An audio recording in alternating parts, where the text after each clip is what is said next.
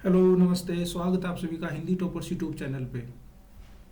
आज हम लोग डिस्कस करेंगे सरिस्का टाइगर रिजर्व के बारे में। इसके अलावा हम लोग डिस्कस करेंगे भारत में कितने टाइगर रिजर्व हैं, भारत में जो टाइगर की संख्या है वो बढ़ी है या घटी है, और ये जो सरिस्का टाइगर रिजर्व है ये न्यूज़ में क्यों आया है, और यूपीएससी इस टॉपिक से बार बार किस तरीके से क्वेश्चन पूछती आई है। ठीक है, तो चलिए स्टार्ट करते हैं। अभी चर्चा में इसलिए है क्योंकि जो सरिस्का है वहाँ पर फायर, काफ़ी बड़ी मात्रा में फायर है लगी हुई है, और दूसरा जो हमारी भारतीय वायुसेना है उसको बुझाने का प्रयास निरंतर कर रही है, और जो फॉरेस्ट गार्ड है वो भी इसमें लगे हुए हैं राजस्थान स्टेट के। ठीक है, अब इसकी लोकेशन के बारे में बात करते हैं कि सरिस्का जो आपका टाइगर रिजर्व है ये कहाँ पर है। सरिस्का टाइगर रिजर्व अरावली पहाड़ियों में स्थित है। यूपीएससी सिंपल क्वेश्चन पूछ सकती है, कैसे पूछती है मैं आगे बताऊंगा, लेकिन आप लोग इनको फैक्ट को ध्यान से लिखते हुए समझते हुए चलिएगा। यह राजस्थान के अलवर जिले का एक हिस्सा है। ये देखिए इस मैप में दिख रहा होगा आपको, ये सरिस्का का नेशनल पार्क है, ये अलवर जिला है, ये तिजारा जिला है राजस्थान का, और यहाँ पर क्या है, ये गुरुग्राम हरियाणा की सीमाएं लगती हैं इस क्षेत्र से। आपके दिल्ली, मेरठ, दिल्ली, आगरा और आपका जयपुर, ये एक ट्रायंगल का निर्माण करता है जिसके बीच में क्या स्थित है आपका सरिस्का नेशनल पार्क। ठीक है, इसी को हम लोगों ने नाम दिया है सरिस्का टाइगर रिजर्व, बस अलग अलग कुछ नहीं है। देखिए नेशनल पार्क जो होता है ना, नेशनल पार्क एक बड़ी टेरिटरी होती है। ठीक है, नेशनल पार्क एक बड़ी टेरिटरी होती है, उसके अंदर आपका टाइगर रिजर्व होता है, उसके अंदर आपका टाइगर रिजर्व होता है। ठीक है, तो कंफ्यूज नहीं होना कि भाई हम लोगों ने तो सरिस्का टाइगर रिजर्व पढ़ा था, अब ये सरिस्का नेशनल पार्क कहां से आ गया, तो कंफ्यूज नहीं होना। सरिस्का नेशनल पार्क, आप लोगों ने वो क्वेश्चन सुने होंगे ना कि ए है, ए के अंदर बी है, इस तरह का जो चीज है, तो नेशनल पार्क जो है वो बी है, बड़ी संख्या है, और जो टाइगर रिजर्व है वो ए है। ठीक है, तो ऑटोमेटिकली जो टाइगर रिजर्व है वो पार्ट किसका हो जाता है, नेशनल पार्क का।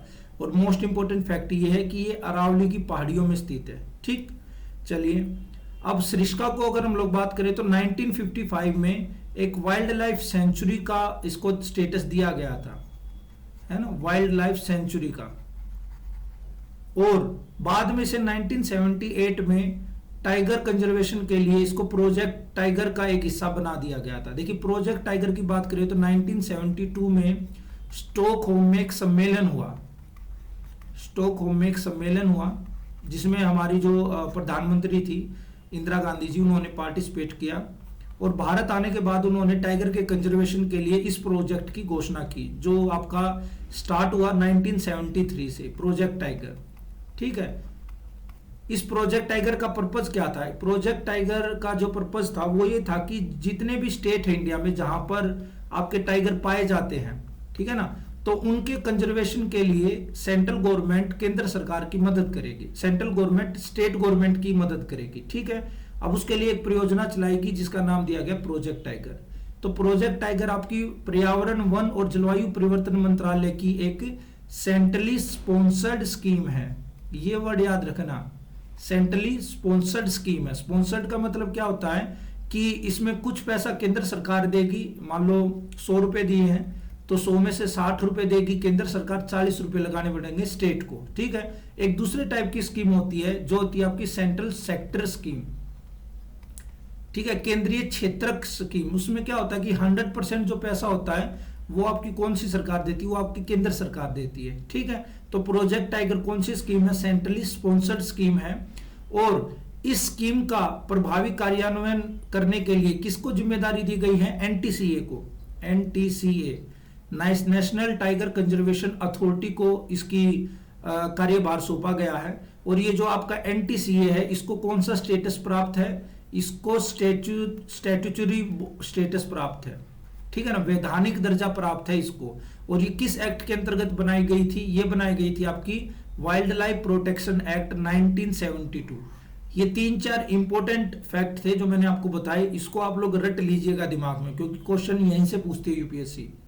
तो टाइगर टास्क फोर्स की सिफारिशों के बाद एनटीसीए को 2005 में लॉन्च किया गया था। इसे वन्य जीव संरक्षण अधिनियम 1972 के 2006 के संशोधन के द्वारा वैधानिक दर्जा दिया गया था। ठीक है, यूपीएससी आपसे क्या पूछ लेगी कि यह एक संवैधानिक संस्था है, संवैधानिक संस्था है, तो आपका गलत हो जाएगा, वैधानिक संस्था है। और यूपीएससी आगे जाकर क्या पूछ सकते हैं, यूपीएससी पूछ सकती है कि इसका जो निर्माण है वो आपका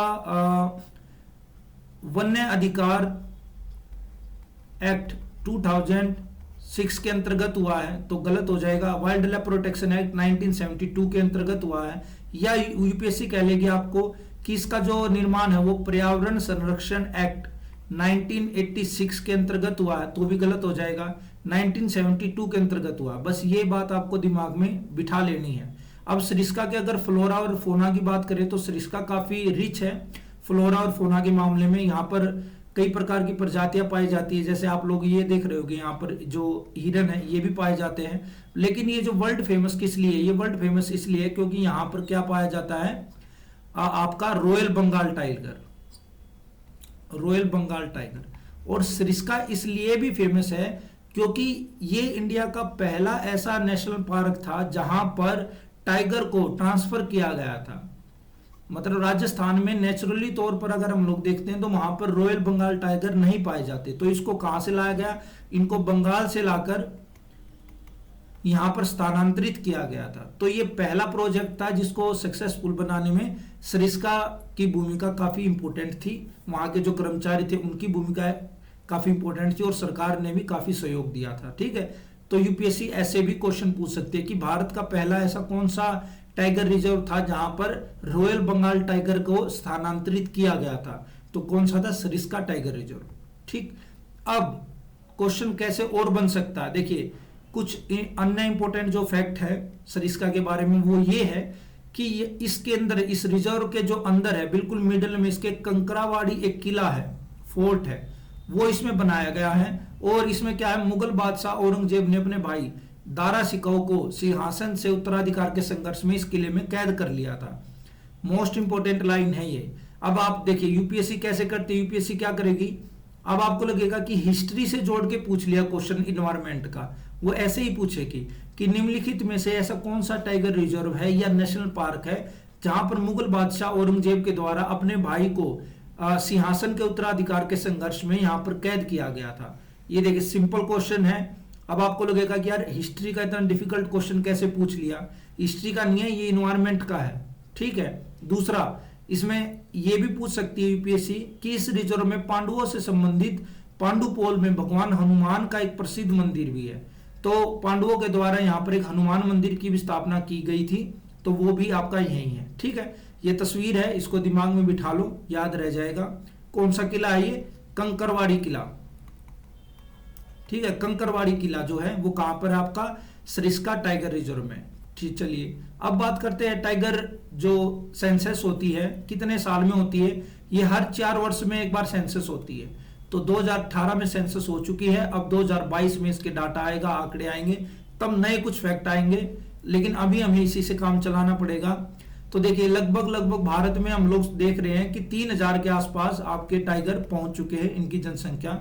टॉप 5 स्टेट की अगर हम लोग बात करें, यूपीएससी बढ़ता या घटता क्रम पूछ सकती है, तो सबसे ज्यादा आपके एमपी में पाए जाते हैं, फिर कर्नाटक में, फिर उत्तराखंड में, फिर महाराष्ट्र में, और उससे कम तमिलनाडु में। ठीक है, तो यूपीएससी क्या करेगी, बढ़ता क्रम पूछ सकती है आपसे, और नीचे से अवरोही क्रम भी पूछ सकती है। ठीक है, चलिए अब ये सेंसस कराता कौन है, तो सर सीधी बात है, इन्वायरमेंट मिनिस्ट्री के अंडर है एनटीसीए, नेशनल टाइगर कंजर्वेशन जो अथॉरिटी होती है, वो आपकी टाइगर सेंसस कराती है प्रत्येक 4 वर्ष पर। ठीक, चलिए नेक्स्ट देखते हैं। अब भारत में टाइगर रिजर्व की बात करें तो देखिए भारत में टाइगर रिजर्व है 53, total tiger reserve in India is 53, ये पहुंच चुके हैं, इतनी संख्या फिक्स हो चुकी है। आपके लिए क्या इंपॉर्टेंट है इस मैप से, देखिए सबसे ज्यादा जो इंपॉर्टेंट पोर्शन है वो आपका ये वाला पोर्शन है, नॉर्थ ईस्ट वाला। ठीक है, एक तो ये आप ध्यान से पढ़िएगा। दूसरा जो पोर्शन है वो इंपॉर्टेंट है, वो आपका ये है साउथ वाला। बाकी हालांकि यूपीएससी पूछने को मिडल से भी पूछ सकती है, वेस्ट से भी पूछ सकती है, लेकिन जनरली कंफ्यूजन कहां पे होता है, वो होता है आपका नॉर्थ ईस्ट में और आपका साउथ के मामले में। ठीक है, क्योंकि जो मिडल के हैं या वेस्ट के हैं या नॉर्थ के जितने भी टाइगर रिजर्व है वो कमोबेश हमारे याद ही रहते हैं, वो आसान भी हैं। जैसे पीलीभीत यूपी में है, सरिस्का राजस्थान में है, रणथंभौर राजस्थान में है, ठीक है, मुकुंदरा राजस्थान में है, बांधवगढ़ जो है, सतपुड़ा कहां पर है, ये आपका मध्य प्रदेश में है, पेंच मध्य प्रदेश में है। अचानक मार छत्तीसगढ़ में है। ये ऐसे नाम है जिसको आदमी याद कर सकता है, इजिली हो जाते हैं। लेकिन कंफ्यूजन कहाँ पर होता है, वो साउथ में होता है। ये देखिए साउथ में बांदीपुर कहाँ पर है सर, तो कर्नाटक में है। मद्दुमलाई कहाँ पर हो जाता है, आपका तमिलनाडु में हो जाता है। अन्नामलाई आपका तमिलनाडु में हो जाता है। परम्बिकुलम कहाँ पर हो जाता है, ये केरल में हो जाता है, ठीक है। और श्रीविल्लिपुतुर ये आपका तमिलनाडु में हो जाता है। एक जैसे नाम है, आपसे यूपीएससी क्या करा लेगी, इसको नॉर्थ से साउथ में आपसे अरेंज करा लेगी, या साउथ से नॉर्थ में अरेंज करा लेगी, और क्वेश्चन कुछ भी नहीं बनता है, ठीक है ना। आपको ऐसा घुस घुस के याद करने की जरूरत नहीं है कि आपने मान लो दुधवा टाइगर रिजर्व लिया और उसको आप डीपली पढ़ गए, कोई बेनिफिट नहीं होगा। आपको एक जनरलाइजेशन आपके पास होना चाहिए, एक सामान्यकरण की समझ होनी चाहिए कि यूपीएससी कैसे क्वेश्चन पूछती है, ठीक है। और देखिए यूपीएससी मैं बता रहा हूं आपसे, बिल्कुल पास भी नहीं पूछेगी। वो आपसे कैसे पूछेगी, सिमलीपाल पूछ लेगी, इंद्रावती पूछ लेगी, उसके बाद आपका अन्नामलाई पूछ लेगी, उसके बाद आपका पूछ लेगी पेरियार। तो इस तरीके से पूछेगी कि इनको नॉर्थ से साउथ में लगाइए, तो आपके लिए ये मुश्किल हो जाएगा। नॉर्थ ईस्ट वाला देखिए इंपॉर्टेंट है। यूपीएससी ने ये क्वेश्चन तो पूछा हुआ पहले भी, नामदफा सिंपल पूछा था कि नामदफा जो नेशनल पार्क है वो कहां पर स्थित है, तो अरुणाचल प्रदेश में है। तो टाइगर रिजर्व के मामले में काम्पलांग है, पैकेई है, मानस है। मानस तो खैर सबको पता है असम में है। बुक्सा है। यूपीएससी कैसे पूछ लेगी, बुक्सा, मानस और जो आपका पैके है या फिर नामीन है, इनको आप ईस्ट से वेस्ट लगाओ या वेस्ट से ईस्ट लगाओ, ठीक है। तो इस मैप को आपको 100% आप अपने दिमाग में इसको छाप लीजिए, बिल्कुल इसको कंज्यूम कर जाइएगा कि क्योंकि क्वेश्चन यहीं से बनेंगे और कोई तरीका है ही नहीं यूपीएससी के पास कि इससे कोई क्वेश्चन उठा ले, ठीक। 2019 में या 20 में यूपीएससी ने सिंपल ये भी पूछा था कि नेशनल पार्क जो होते हैं उसके अंदर आबादी नहीं रह सकती, तो गलत है। पॉपुलेशन वहां पर निवास करती, जो स्थानीय लोग हैं, ट्राइबल लोग हैं, वो भी इसी बात है नेशनल पार्क के अंदर ही रहेंगे और वो कहां जाएंगे। तो इस तरह के बिल्कुल जनरलाइजेशन बेस के क्वेश्चन पूछती है यूपीएससी। ज्यादा रटने की जरूरत नहीं है, बस आप अपना क्या है दिमाग को ओपन करके रखो, चीजें कहां से पूछ रही है बस ये आपको पता होना चाहिए, ठीक। तो चलिए आज की वीडियो में इतना ही है, कल फिर मिलते हैं किसी नए टॉपिक के साथ, नई वीडियो के साथ। तब तक अपना ध्यान रखिए, खुश रहिए, पढ़ते रहिए। Thank you very much, have a nice day.